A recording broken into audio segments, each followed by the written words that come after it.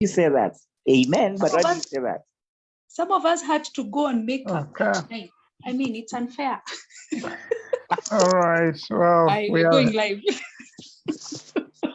So, welcome, everyone. Welcome to Sober Sunday.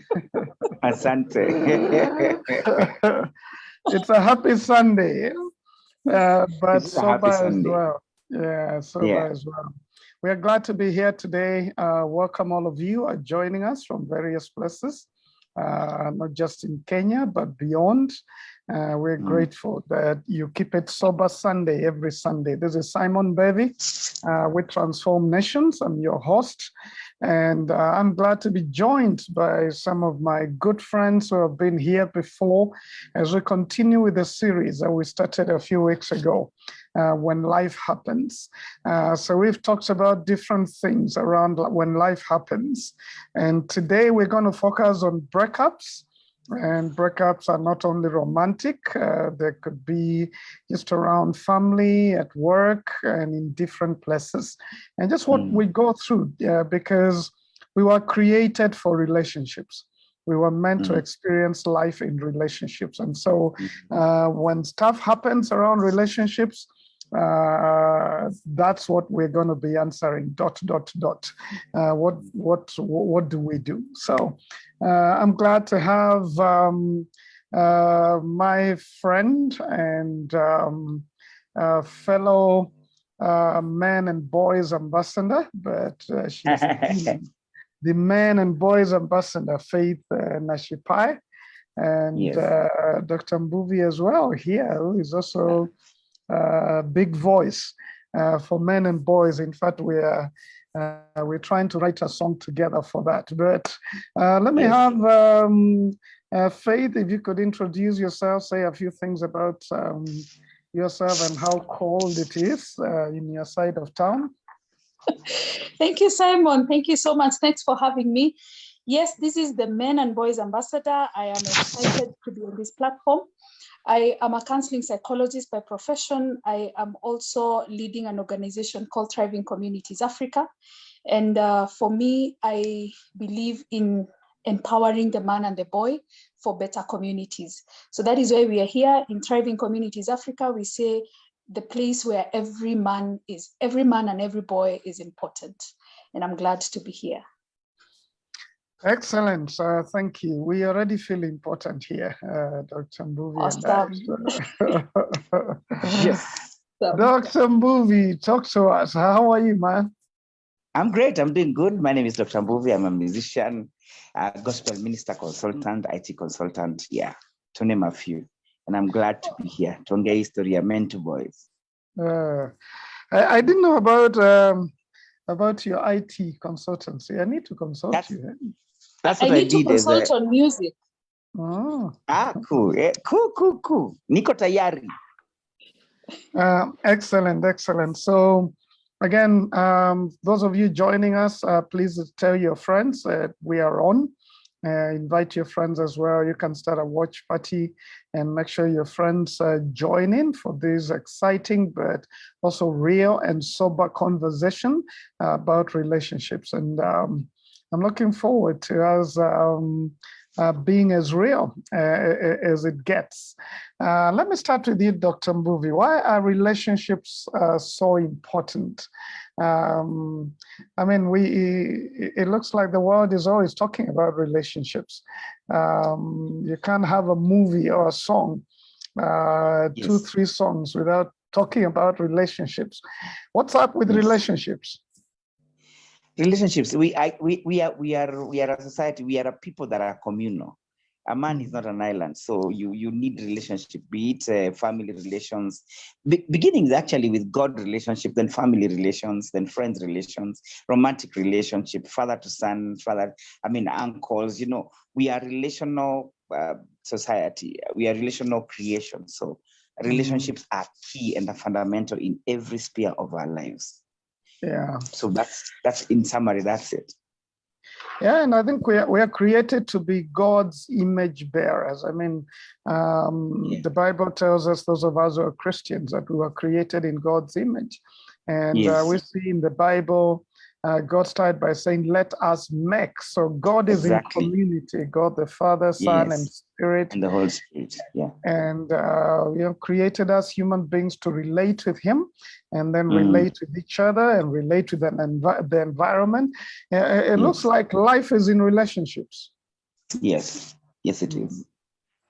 It is. Yeah, Faith, talking from a psychologist's point of view, how crucial are relationships? Very important. Life revolves around people talking to one another, creating spaces for one another. Life is about the environment that we all create around each other.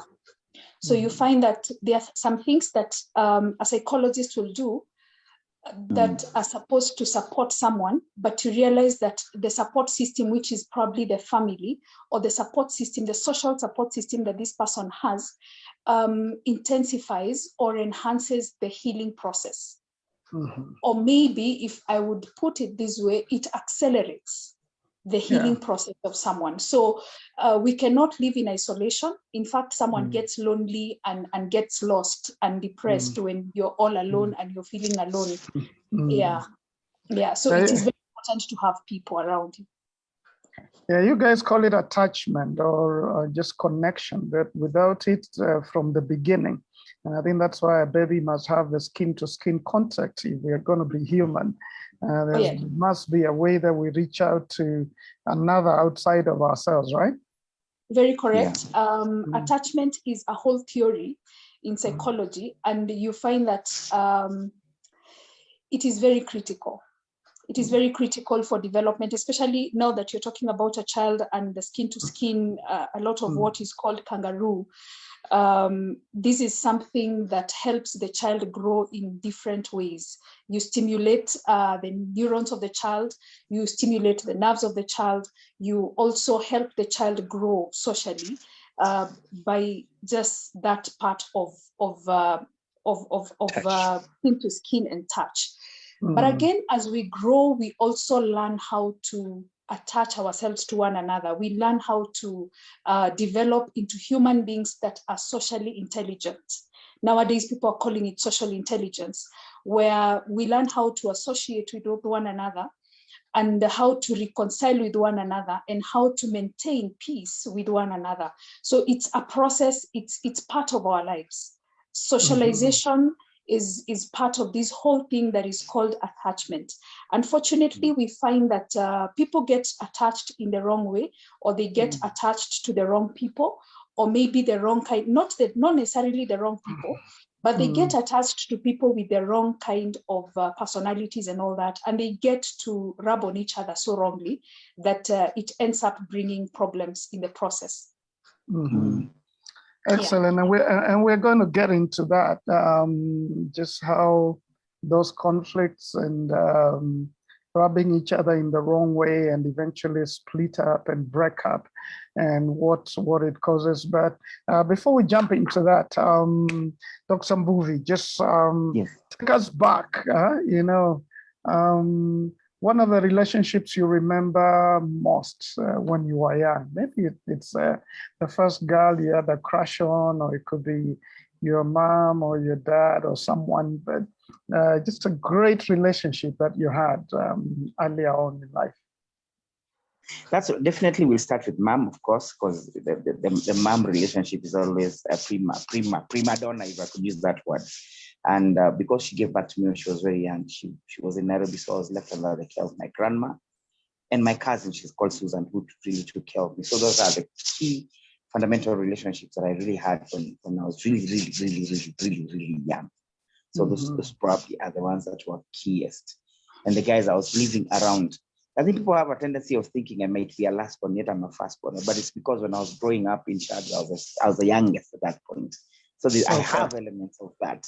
So I have elements of being the last, at times there's extra affection in terms of spoiled, and there's also extra madharau, in quotes, not ilembaya, so in quotes. So that has helped me be able to relate with everyone. I'll be there to lift them up because I know what it feels like.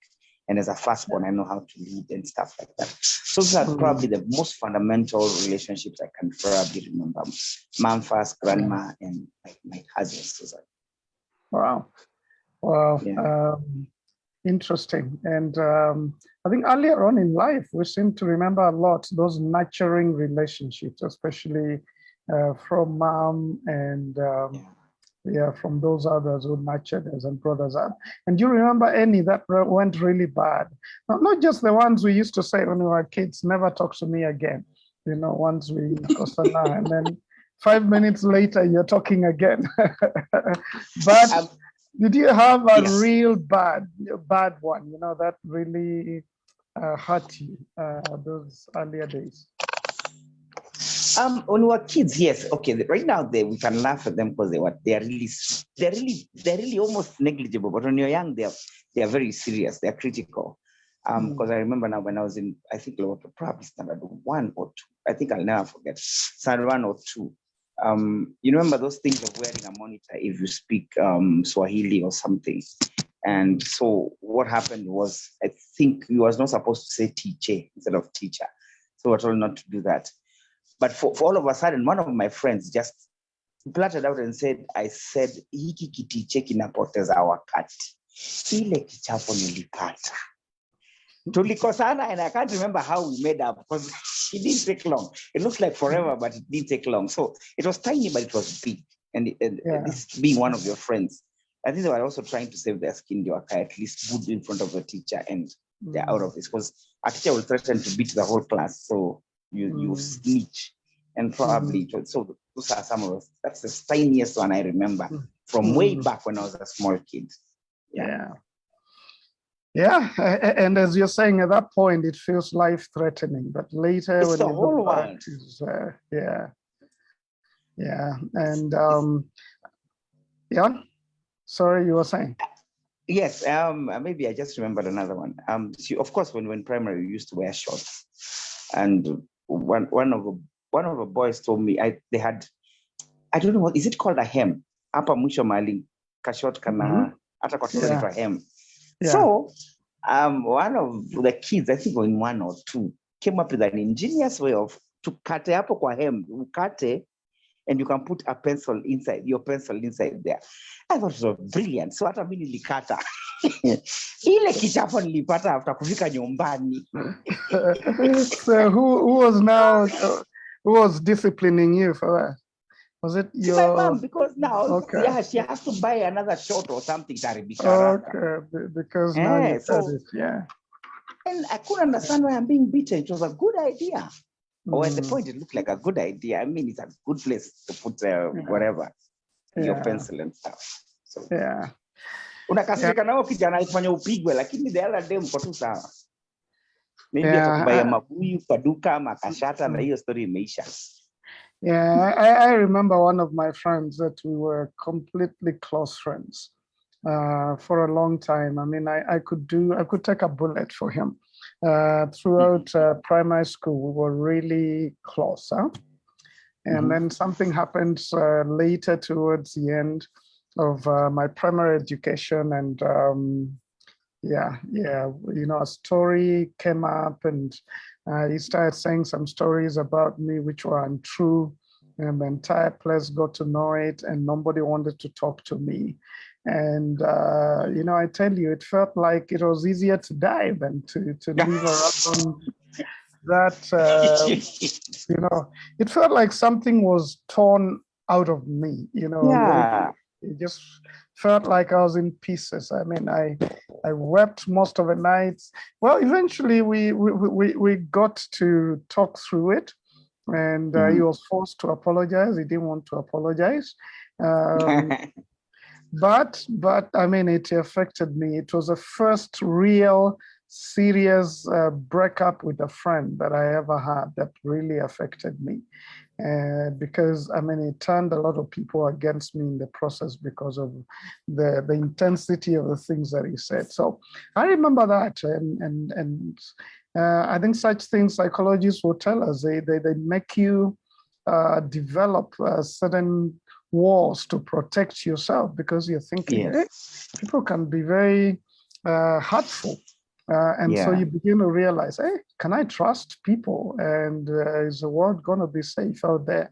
But that was one of so Faith, one great relationship you had now before we talk about these breakups. Wow, one great relationship I had. I can't remember, in all honesty, I can't remember having a friendship that went bad. And partly because I'm very, do I say averse to pain in a big way? I think the one relationship that broke up at some point was the relationship with my father, but it was restored after some time. And this happened because I got pregnant out of wedlock at a very young age, and I chose to get married. And it really hurt him. Just the fact that his youngest daughter has gotten married, has gotten pregnant, it really broke my father. And both my parents. And that really, it strained our relationship for so many years, until after some time, I chose to personally go and really apologize. Even though I had apologized, I still went back and apologized. And interestingly, we were able to mend that after some time, and we became the best of friends. By the time my dad was departing from earth, we were the best of friends. Yeah. And how did it feel those earlier years of estrangement, where there was no, good relationship or communication? How was that for you? I can tell you, I was lost. I was lost because this is a young girl who has gotten married to a different culture, a totally different tribe from what she knows. She's in an environment where she does not understand these people. She does not understand what marriage is all about. She's learning on the go. She doesn't understand what motherhood role is all about. She's also learning on the go. She cannot go back. She cannot fall back to family and try and find out, how do I pick this one? How do I move on? And I remember at some point I was actually suicidal, literally suicidal. Oh my. One of my sons is the one who stopped me from going that direction, because he woke up in the middle of the night. I had woken up and I was having my drugs, and I wanted to swallow enough of it. And I remember my husband was right behind me, but then my son woke up, and I couldn't listen to my husband. But my son woke up and he came and he wanted to breastfeed. And he came and said, Mommy. He was very small. He must have been almost 2 years. And I looked at him and I cried, held him in my hands, and I just held him, and mother in me woke up, and I realized I can't leave these children alone. So that is the person who snapped me out of my suicidal thought that day. Yeah.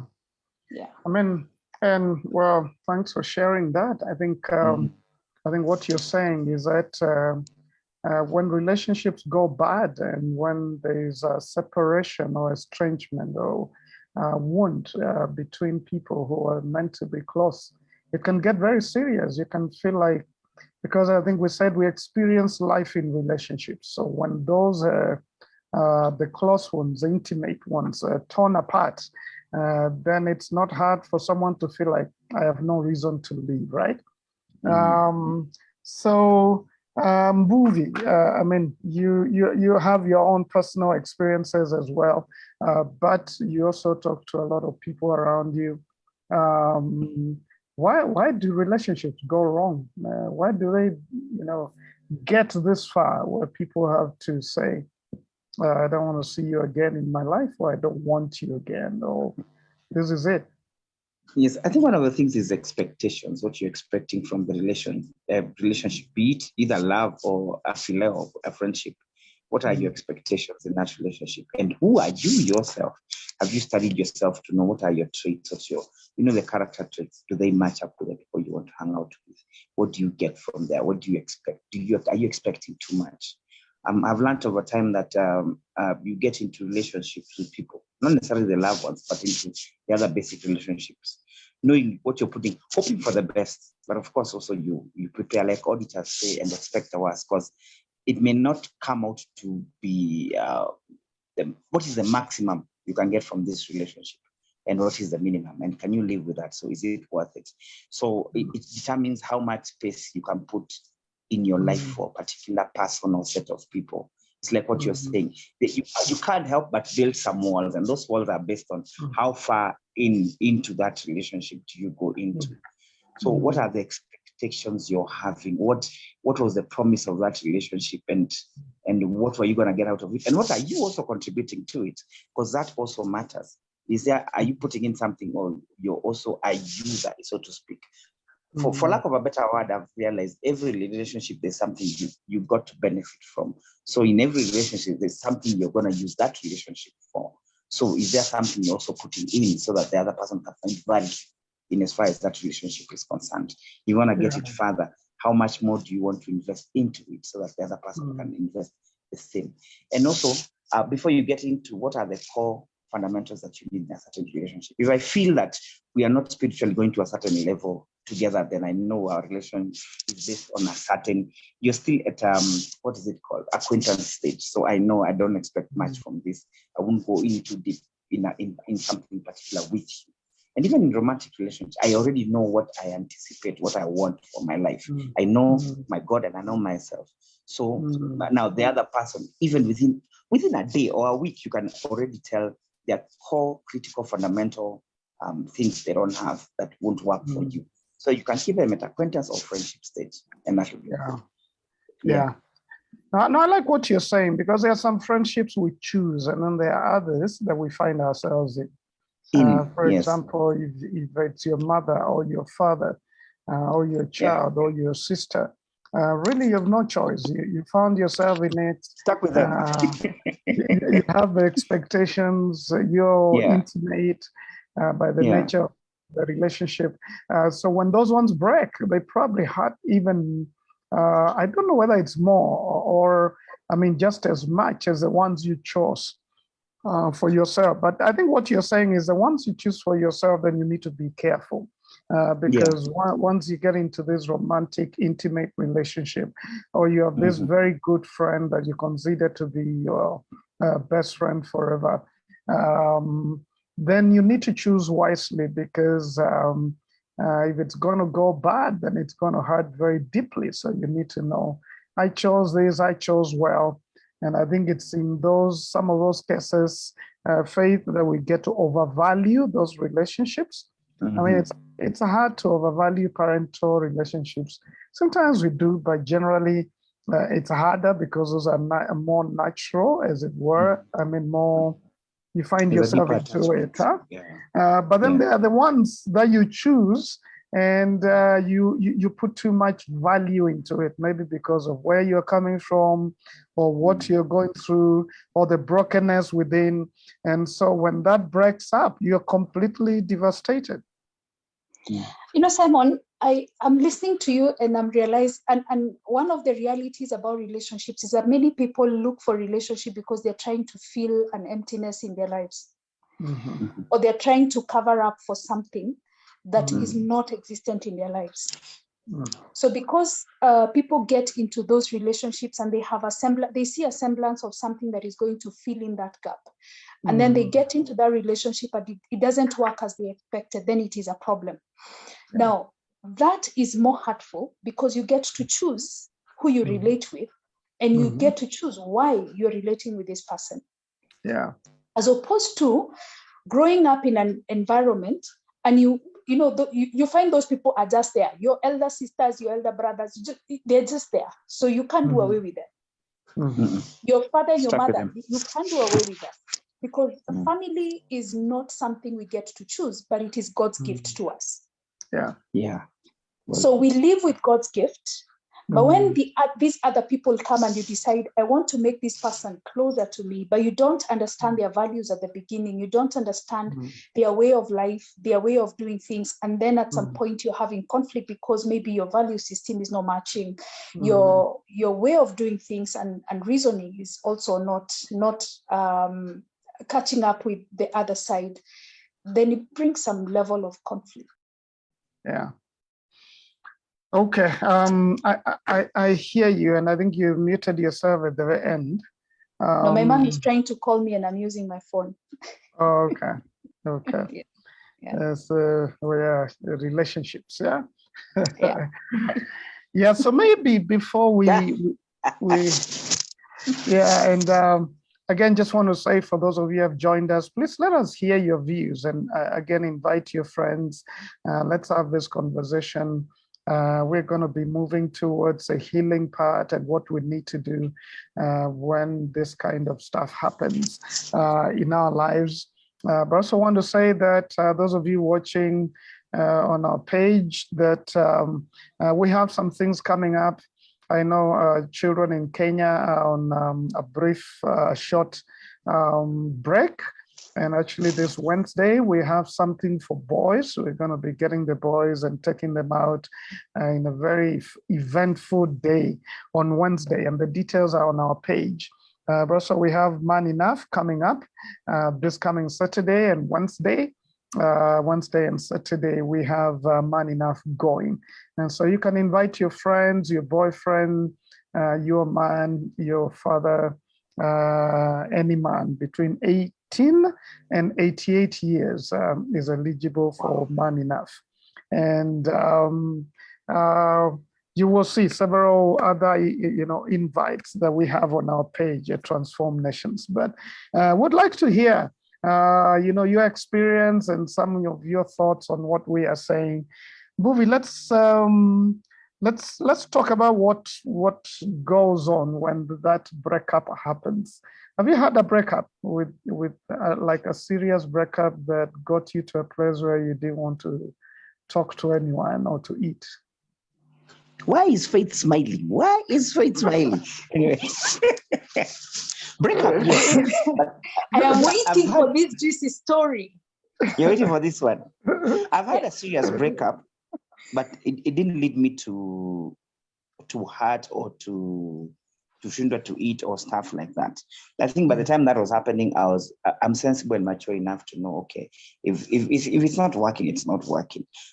Well, I place myself so well in God that if it's supposed to happen, it's gonna happen. If it's not supposed to happen, then you move to another stage. I was so comfortable in my skin. People now around me, the other relationships now. People around me started telling me, maybe you're hurting and you're in denial. So I said, okay, fine. Let me just hear them. You never know. They may have a point. So I took a break, went away from Nairobi for like a month just to see. But I was still cool. So yes, I have had, but I've been well-founded such that it doesn't kill me. If it can happen, it's something Faith is saying. Somebody doesn't come to complete you, they come to complement you. So you have you. And also I don't want that case. There are cases like Faith is saying that somebody comes to feel like a whole. They may be able to feel it, but ban many other things that you are correcting. So at times if it's not happening, then you're already complete. You're a whole by yourself anyway. So, and life has to go on. So you have to go on and get busy with other things that you have to do. So maybe that's what I probably got myself into. But what do I do best? I do my music best. What do I do best? I pray. What do I do best? I am in the Word. So you're still not in a void that makes you think, oh my God, what has happened? Well, how can this go on? Yes, you are used to this person. They're a part of your life. But there are other things that are positive and good that you can keep going. And then I had. But did you experience that heartache? Did you feel, that your heart was in pain? Pain, no. When that happened? No. I probably did. But then again, maybe I'd seen the telltale signs from before. You can see this is probably gonna itaenda kuzama mahali. So your heart is ready. So you are almost prepared. You are. Yes. Your heart is fine. It's ready. You are not fully in. Yeah. Well, you began to see some issues, huh? You can see, and you're probably you're hanging on there to be sure. You to be sure and certain it's not an off move. You're not gonna make a decision based on a particular point of time where you're maybe frustrated, annoyed, not happy in the relation. Maybe it's momentarily. And in my mind, any relation I get into it in terms of permanence. It should lead up to something. So So in my head, I think, what if this is just like a small thing you're fighting with? What if you are married? Utaanza kutoka uende sijui wapi. So you think in terms of, there are three things you think in terms of, maybe it's a passing phase. It will come, you do everything that will make it, that will reconcile you people. I'd learned so many things as I went on. I'd learned to even say sorry when it's not my fault. So that, because the whole thing is about reconciliation. Can we get back? Then now we can debate, we can talk this later.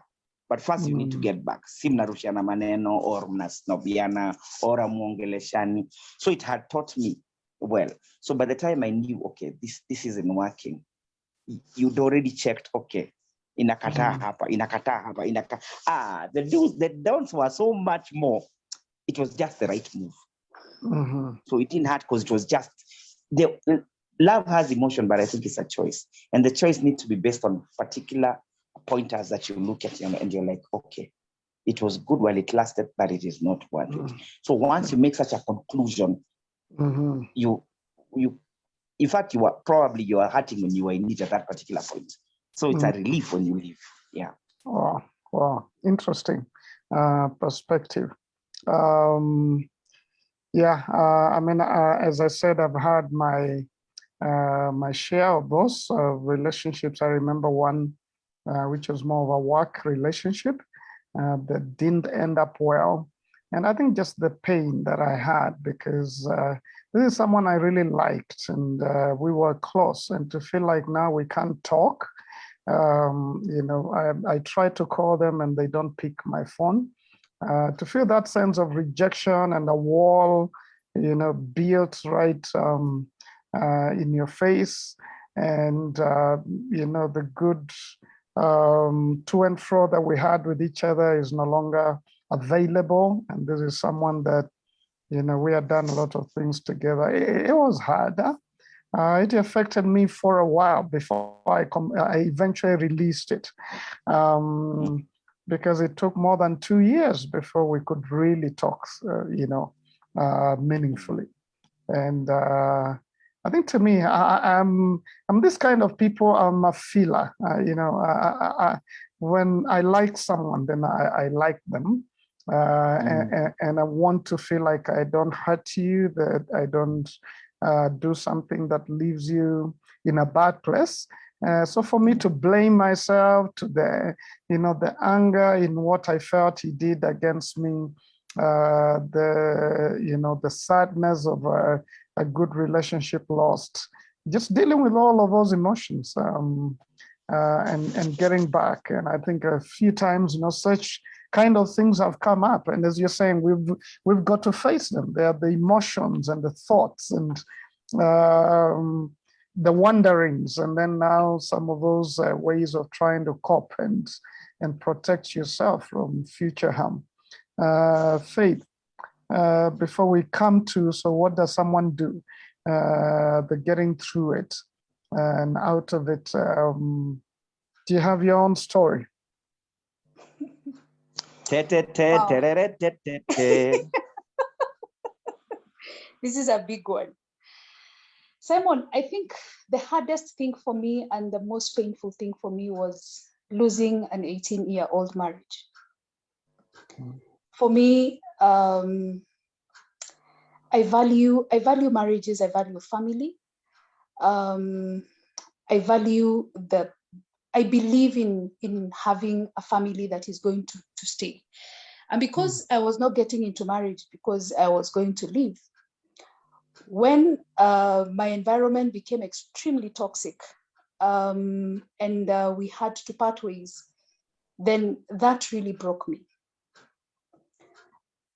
Dealing with pain, dealing with the reality of you're no longer someone's wife, you have to manage kids from this end and that end, you have to change name. All these things were things that just came to me like I had not prepared, I had not planned for this, and then it just happens. So it was hard, it was painful. Pain lasted for too long. I felt like for so long, for so many months, I felt like my heart was being cut into pieces. And every other time I would feel like I just want to lock myself in my house and not talk to anyone. I would feel like I just don't want to do anything. I just want to sleep for a long time. So I knew I was going through depression. Good friends came along. Good friends held my hand. I had friends who would call me and they're like, no, come, let's have dinner. No, come, have you had food today? One of my friends would make sure that I spend at their place, and she would be like, have you had a shower? And she would give me a towel and tell me, this is you, just do your thing, get into the bathroom, take a shower. That is after a very hot meal. And then she would make sure that we watch a movie so that I just don't go down beyond what they were seeing. So I was depressed for so long. And beyond depression, I had to deal with excruciating pain. I could feel the pain, literally. I could feel the pain. At some point, I wanted to get my heart out. And you know the way you do sufurias, you scrub the sufuria. And at some point, I would imagine, I wish my grandmother was around, because she would do it in a very rough way and it would come out. You know, that soot would come out with what do you call it? The ashes. And I would desire to have that scrub of my heart, because I could feel the pain. It was just too deep and too much. Sometimes the pain was overwhelming. And I thank God for friends who, anytime I text, they would respond and encourage me and speak life into me. I had moments when I woke up and I was like, I think I just want to end this life. This is just too much. There's no meaning to this. There's no end to this pain. I had friends who would call me up and pray with me. I had people when I really needed someone to stand with me, I would send a text and I'm like, please just stand with me in prayer. And they would do it. So I could say that during this whole process, the pain, I got to a place where I asked myself, what haven't you done? What did you do that you deserved this kind of situation? How did you contribute to this? Why did it have to happen? I found myself asking God, surely I have prayed to you, I have fasted over this marriage, I have done everything that I can do as a Christian woman. Why did it just have to happen? It was too painful. I found myself going to one of my pastor's office and really crying and just pouring my heart and saying as it is. I found myself going to church and on a weekday and at the altar, there is no one, and I just kneel and I cry to God because I didn't understand how to get this one out. So I want to say that separation, when these things go wrong, it's really deep and painful. Yeah. I keep saying I never wish a family breakup to any of, even my worst of enemies. I don't have one, but even to the worst of my enemies, I wouldn't wish them to go through that. Wow. Wow. No, thank you for sharing that and just being vulnerable enough. I think what I'm hearing from you, some of the things that really worked was, number one is being able to accept the reality that, this good relationship is coming to an end, or it's on the rocks, so it's not working. Just being able to admit that, because I think we deny a lot. When you have held something very closely to your heart, and now it's not working, or they're not talking to you, or it's over, and it needs to be over. It's not easy. But then there's what you've got to go through, the emotions you've got to face, the say of blame. You talked about blaming yourself, blaming God, and wondering, is God punishing me? Many times we think God is punishing us, which is something that is not biblical. God doesn't punish us because know, Simon. Yeah. During my relationship and every other time when I would pray for healing of my relationship and restoration, for a long time I used to blame myself. I was like, God, okay, I was a Christian woman even when I was getting pregnant and getting married. Could you be punishing me even today because of me making a decision out of my own will? Was this really your will? And I found myself really stuck in that for so long. When things would go wrong, I would go back and I'm like, okay, fine, I'm a sinner, but do I have to go through this? Can't you just fix it for me? Yeah. So self-blame is all over. That's true. And blaming others, feeling God has deserted you, so there is no need for life. Of course, the other person is, we get to blame them. But just, plowing through all of these emotions and all of these realities is not easy. So admitting it, accepting that this is a reality, but then having to deal with the pain, with the sadness, with the resentment, with the father, you're not talking to each other anymore, with the pain. And there's that pain that actually feels physical. And I think it gets physical. It's not just psychological. It actually gets physical. You feel it, what you're going through. And I love what you're saying, that community was a great, great help. I think nobody should do this alone, walking through such a difficult season by themselves. And of course, you're saying God played a crucial role.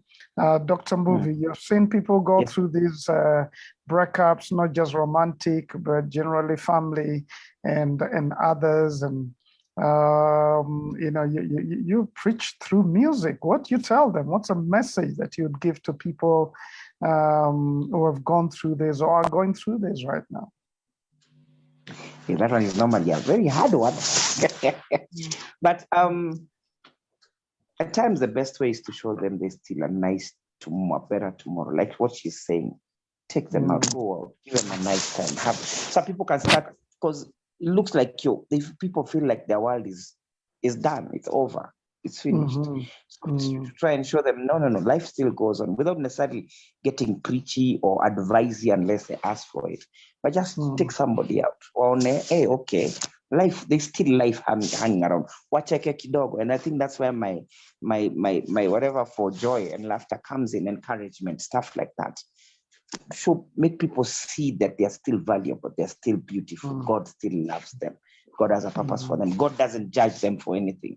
Because for some reason, when things go wrong, even if it's not your fault at all, we start with introspection. It always starts there, and you feel like, am I the one to blame? And the first thing is to show somebody their value, show people the perspective God has of them. Not necessarily by getting preachy, but just the closest God they will ever see. Because at times you don't feel like talking to God. The closest God to be close to them is the God that is in you, and it's you as a person.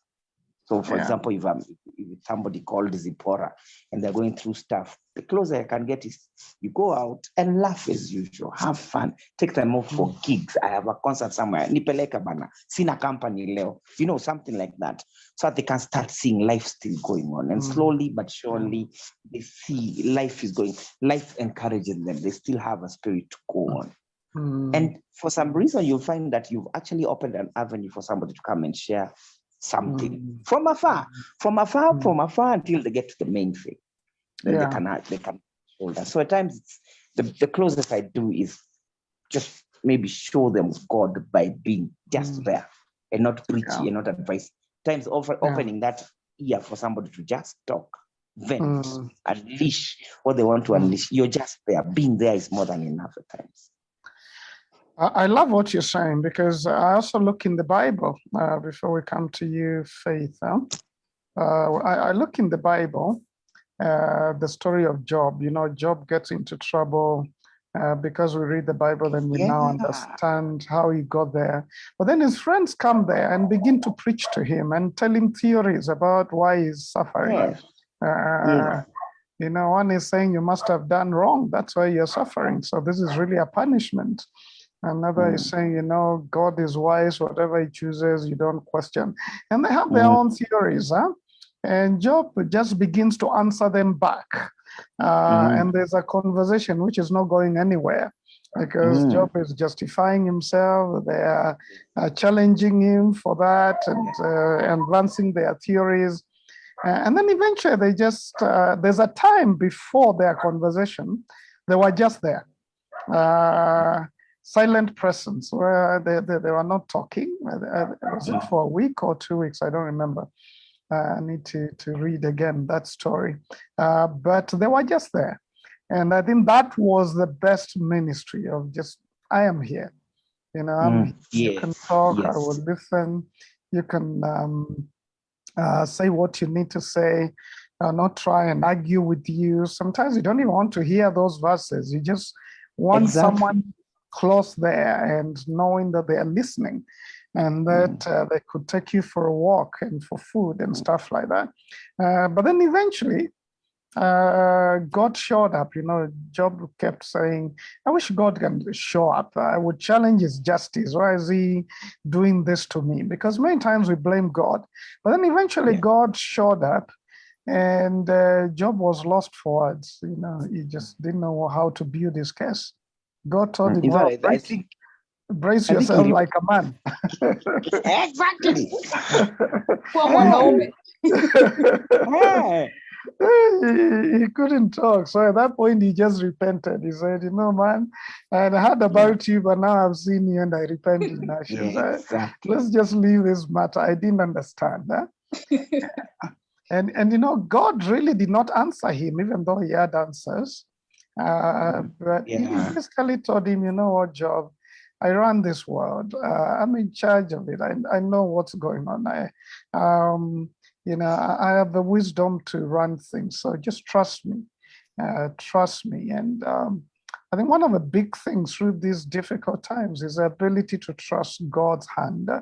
When we can't hear his voice, when we can't see him at work, but just to trust him that he is there and that he knows about us. We are his children, so he cares about us.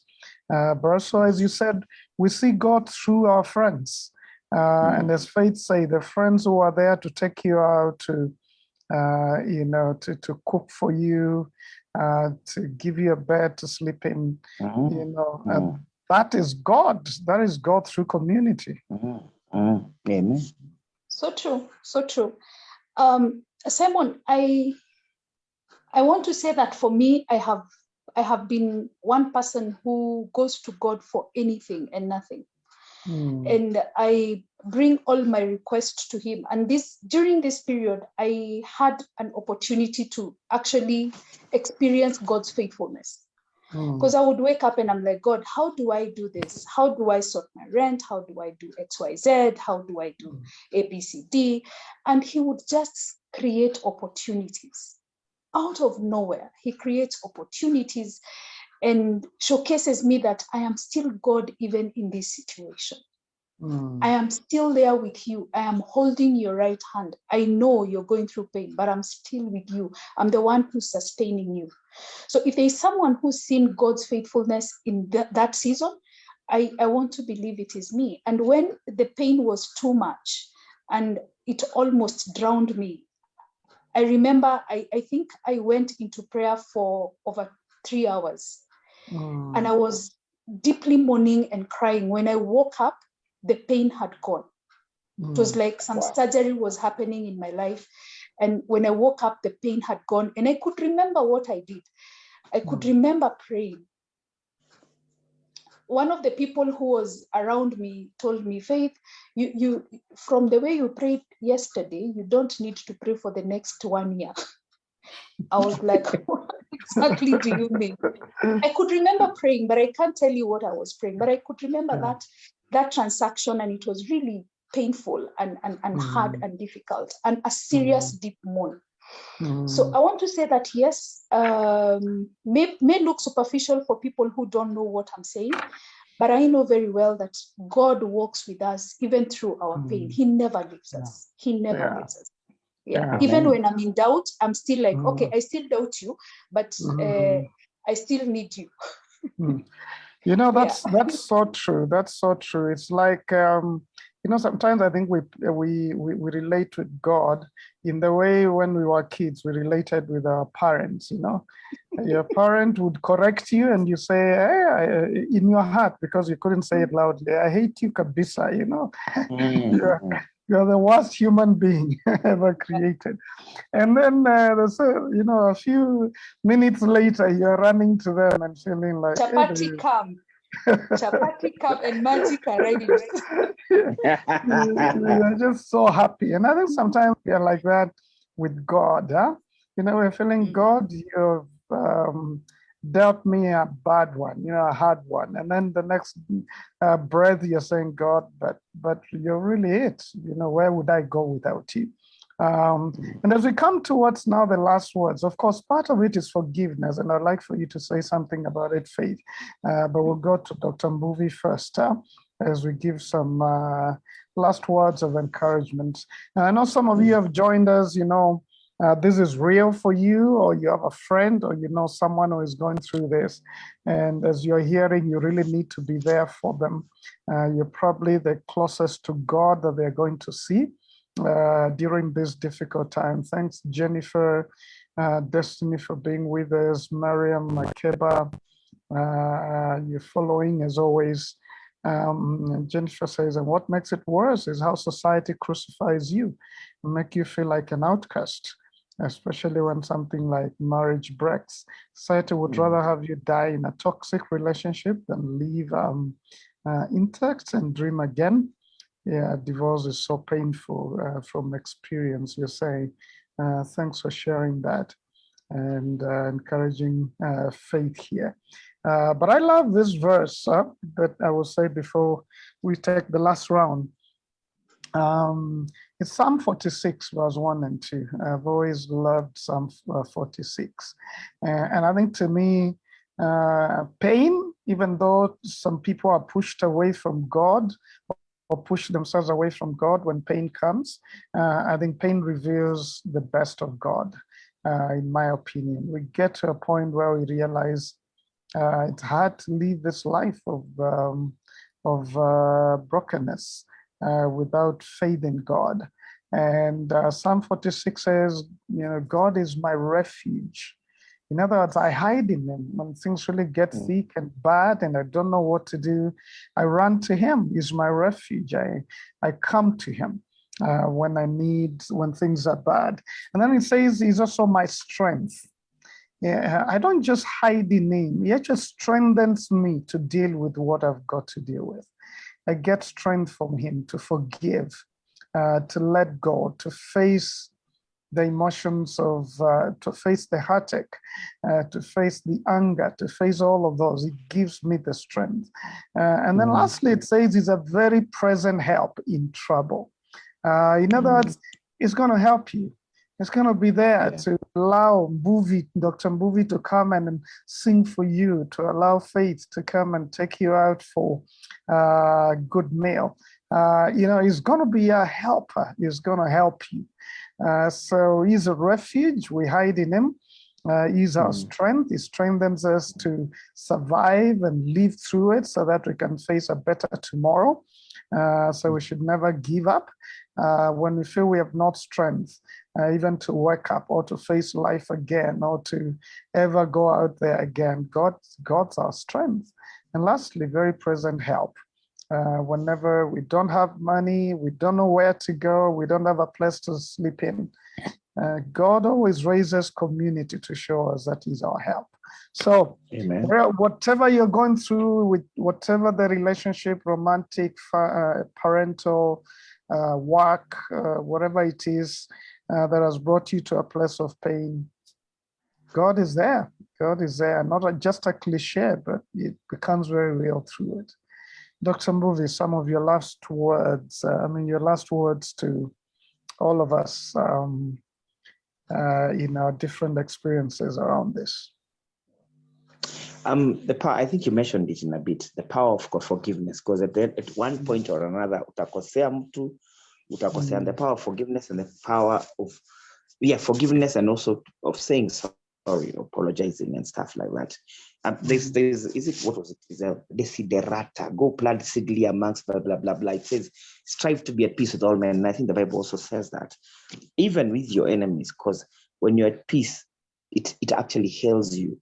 Somebody said when you don't forgive, it's like taking poison and hoping your enemy dies.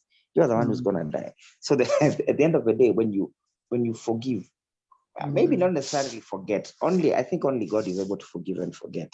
We can try to, but it's very hard. Hata nitakumbuka, nitatoa kama testimony. Ule jamaa alinikosa, nilimsamehe ile siku. It's very hard to forget, but to forgive we can, because it's good for you. And it begins mending the bridges. Even if the bridge would be mended, itakuwa mended from their side, it mends yours and opens doors for others. Two, every trouble and problem you go through prepares you for the next offset of life. Life is still going on. And even if it's not for you, it's for the people around you. You have a testimony. If somebody is going through a divorce right now, it is very easy for faith to advise them, and their life will be made easy. So we are not praying for problems. We're not praying. In fact, the Bible says, lead us not to temptation. We should pray that we don't get as many temptations. But when we are in it, when you're in that storm, pick as much as you can. Rise up as quickly as you can. Learn to forgive. Learn to say sorry. Learn to live. We are going to be a society. We're going to live as a society every day. Kuna mtu umelemewa na yeye kwa rafiki na yeye leo mpaka you can't. If God brings a similar person with a similar attitude, will you be able to appreciate, be more accommodative tomorrow? Because life is a cycle. Life is so busy. So every day we get people of different character traits. Kuna mmoja naweza avoid leo. Leo nitaenda kanisa fulani kuimba baby in Loyangalani. Kuna mtu niko na yeye siku tatu. Akona stress, I can be able to avoid them. What if tomorrow the next partner I get for my business has the same character traits as the one for your lawyer? So every experience is a learning phase that we need to pick something. When we forgive, then we're able to circumspectively look at the whole situation and grab something from it that will help us tomorrow.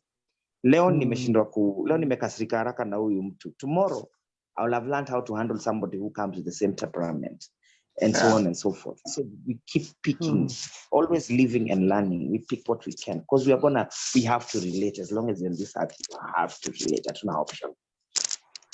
I hear you. And Faith, as you say your last words, say something about forgiveness. How do you forgive when it hurts so deep? But also, the fact that healing is a journey is not something that happens overnight. It is. It's a journey. It's a journey, and by the stripes of Jesus, we have been healed. But receiving and fully embracing the healing is a process. It's not two different things. It's not an event. True. Forgiveness is something that has to happen. It is an intentional thing. Number one, I had to sit back and ask God why. So I also got to a place where I was like, okay, I think I want to forgive God, even though I know he's all-knowing and everything, so that I stop blaming him for being in this whole process. The next thing, I had to look at myself as a serious human being who has been hurt, and also who has hurt, because in a toxic environment, there is the part that you play, there is the part that the other person plays. So I also had to forgive myself for the different things that I did or did not do in that relationship that ended up into an extremely toxic environment. The other person I had to forgive was my spouse, because I was, okay, this guy has really wounded me. After I did my introspect over the months, I realized how badly wounded I had been over all those years. And so I had to be fair with myself and tell myself, this guy is not even in this house. You're not living with him. You're all alone, but you're still carrying him on your back. You need to release him. For you to be able to move on, for you to be able to say that, yes, you're healing, there has to be you who decides that I forgive you from today unconditionally, without you even asking me for forgiveness. And I literally put something and I said, now, Mr. Man, I will not say his name. He's the father of my children. I respect him so much, irregardless. So Mr. Man, I am forgiving you unconditionally for what you have done to me over the years. And I didn't expect a yes or a no. For me, forgiveness is not where you ask for permission to forgive, but you literally do it. You unconditionally do it. And I did it unconditionally. And after that, healing literally started happening in my heart. So forgiveness is something that we have to get to a place and do. The other thing that I would want to say about marriages is that not every marriage will end up breaking. And not every person who steps aside is planning to completely sever that relationship. Some people are just taking a step so that they can really evaluate, get healing, and go back. But unfortunately, it is misinterpreted, and the other person decides to move on without really understanding the environment and what this person was thinking. And I want to believe that when someone takes time, I want to say, if someone takes a step back, please take also a step back. Shut up. I know it's painful. I know it is bad. I know this is a hard word to say, and it is not correct on media. But I think shutting up is very important. And shutting in is also very important, so that you can be able to also see, what is this thing that this person is seeing that I'm not seeing? Where am I going wrong? Where is that person going wrong? And maybe in the process of introspect by the two parties, people are able to come back and really discuss issues as adults and say, yeah, I've been unfair, you've been unfair. How can we forge on? Or do we have to dissolve this whole situation and forget about marriage? But it should not be the way people have been taking it so lightly and so casually, and just someone just packs and goes and nothing, there is no recourse to it. I think it is wrong. The other thing that people need to look at, Simon, is the place of the child in a broken relationship. My heart bleeds for every child in this country and beyond who is going through a broken marriage. It really hurts. It breaks the lives of those children. And we need to come up with a way. Unfortunately, Kenya is being rated as one of the countries with the highest rate of divorces, and not divorces, but single mothers. And I'm looking at the children, and especially the boys in this relationship, and I feel their pain.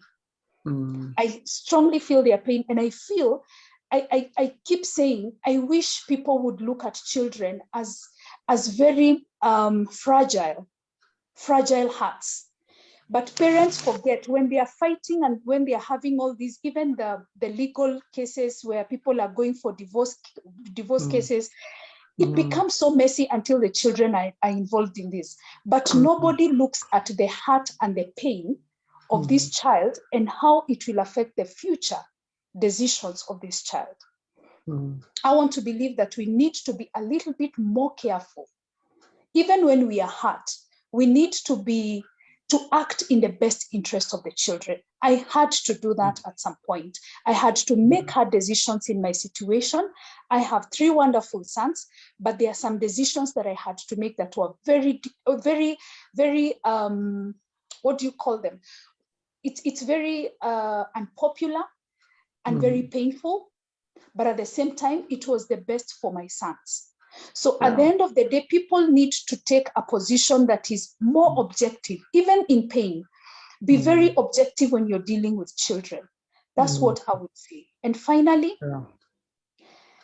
the people who are watching, the friends, the community, the people we are calling community, the best you can do is look at what is happening. Where can you come in? What help does this person need? Do they need just a spoon of sugar?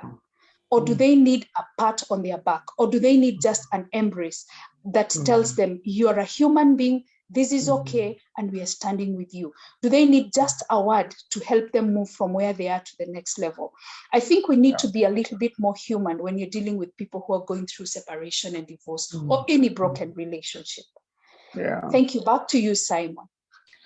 Wow. We needed another one now, Dr. Mbuvi, yeah?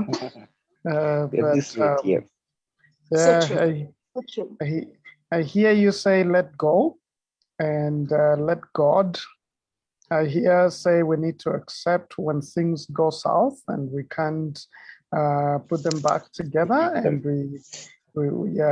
it's just a breakup or a broken situation. We need to plow through it, to face the reality, to heal, to forgive, to let go of the anger and all these emotions. We need to rely on community because that's very crucial. You can't pull through this alone. And lastly, we need to depend on God. And after that, you become like Faith, a wounded healer. I think that's what we see Jesus was. He went through, a lot of the things that we go through, and now he's able to understand us as we go through them. He went through betrayal from one of his closest friends. The very people he came to save killed him. So you become a wounded healer so that you don't waste your pain. You use your pain to be a blessing to someone else after you pull out of it. You have a story that is there to tell. And thank you very much, Faith, for telling your story.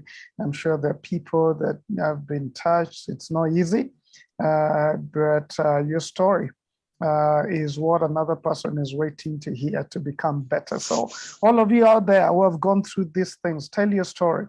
Let someone else benefit from what you went through. Don't waste your pain, as it were, by keeping it to yourself. And I know Faith said, forgive God, and we use that because we are human. It's not like God needs forgiving, but if you keep charging God for what you have done, then you lock him out of your life and he cannot help you. So it's like you need to remove a charge against God and realize God is all righteous, he's all just. We may never understand, because if we fully understood him, we would be him. But he's all righteous and he's all just, and we can only believe that and still hold on to him. Lovely, lovely conversation. Thank you, Dr. Mbuvi. Thank you, Faith. Really enjoy this deep conversation. You for having us. I'll just say a quick prayer, then we call it a night. Thanks for the challenge, Simon. This was big. Let me just say a quick prayer then. Lord, we just pray for everyone, Faith here, and many others out there who are going through some difficult times, either about marriage or parental relationship or sibling relationship or even work relationship, but just something that felt like a tearing apart, a breakup, an estrangement, whatever it is. And we're praying that you give them the wisdom as they practice some of the things that we've talked about, and that they'll find good community and God. They'll find the power of God to help them through this season. Thank you for our talk together in Jesus' name. Amen. Amen. Well, guys, again, we'll see you next week. We are coming towards, I think we have 2 more, and we come towards the close of when stuff happens. But thank you, Dr. Mbuvi and Faith. We really appreciate your being there here. Thank you, guys, and good night. Good night.